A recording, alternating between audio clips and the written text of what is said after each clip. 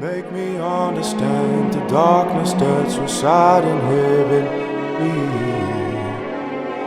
Make me understand you dearer, so your light is all I see. Make me understand the darkness that is falling over me. Show me that you are the light that's always near.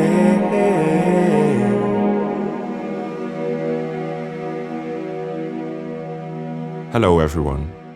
I want to talk a bit about 17 EDO, which stands for 17 equal divisions of the octave. Another name for this tuning is 17 tet, which stands for 17 tone equal temperament.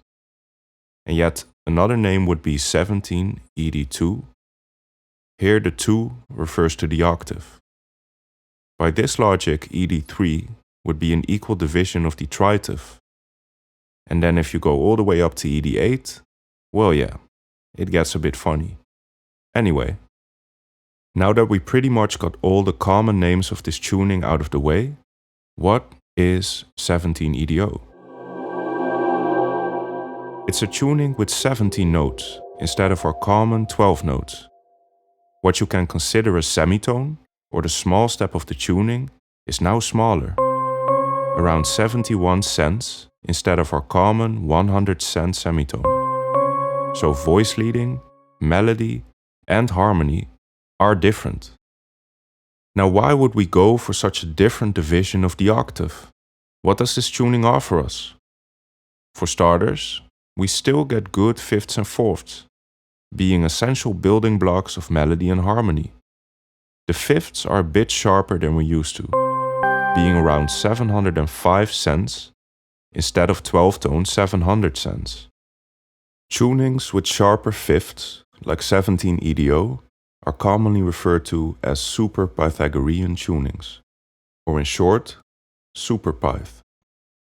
In mean tone systems, like our common 12-tone equal temperament system, fifths are flatter than pure 3/2 fifths, resulting in purer thirds. If you go even flatter than the fifths in 12-tone equal temperament, the thirds get even purer than we're used to, like for example in quarter comma mean tone. In 17 EDO, we go a little bit into the other direction. One could say we are drifting further away from 5/4 and 6/5 thirds.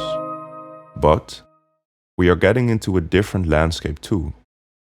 There are different gravities in play. For example, we can see that there is a gravity towards the 14/11 and 13/11 major and minor third.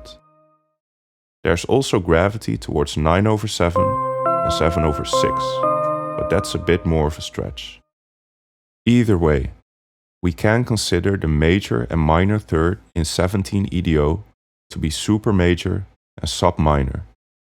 For reference, super major and sub minor in 31 EDO lean a bit more towards 9/7 and 7/6, which is what you could consider the central point of super and sub. So, in 17 EDO, we are a bit in between worlds, which leads to interesting tonality. And that's why we're here. We have addressed the major and minor side of things, but there's something very cool hidden in the architecture of 17 EDO: neutral tonality. In between the super major and sub minor third, we can find a neutral third of 353 cents, an interval close to 11/9. I sometimes like to view 17 EDO as a warped 12-tone tuning with extra neutral or neutral flavored intervals.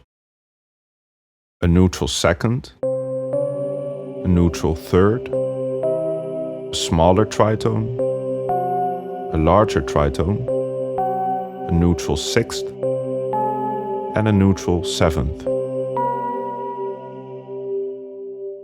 This area of neutral intervals gives us access to whole new ranges of melody and harmony. We can even imitate certain maqam scales from Arabic and Middle Eastern countries. Let's have a listen to an interpretation of maqam rast in 17 EDO.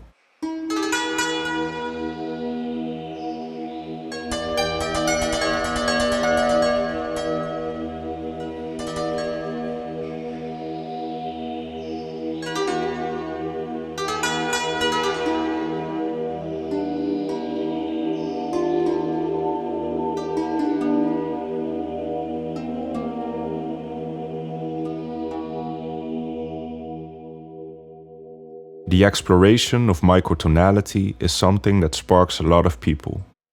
Xotla is a musician who has explored quite a bit in the realms of 17 EDO.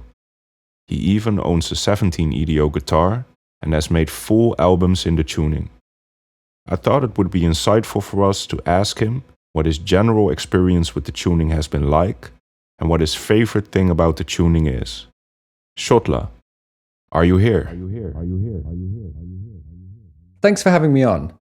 17 equal temperament has a fairly unique quality to my ears, in that it's arguably one of the least complex systems to use after the ubiquitous 12-tone equal temperament, yet manages to succinctly capture a broad palette of unfamiliar Zen harmonic tones. So for me, it's as accessible as it is new and fresh sounding, which makes it very fulfilling to work with. I find it to be a very natural tuning to write and perform with, as it supports the kinds of diatonic relationships we're accustomed to, while altering the qualities of the chords and scales we expect to hear. Major chords and scales are bright and searing, and minor chords and scales are dark and mysterious. The more modal scales such as Dorian and Mixolydian flat 6 have powerful melodic leading qualities, which lend themselves to entirely new interpretations of harmony. The neutrals are very different to what you'd expect from quarter tones, with more relaxed characters to my ears when used in chords. Of course, when composing, the theory isn't what's important, the sound is all your listeners will really care about. And I think 17 equal temperament has a sound worth trying out.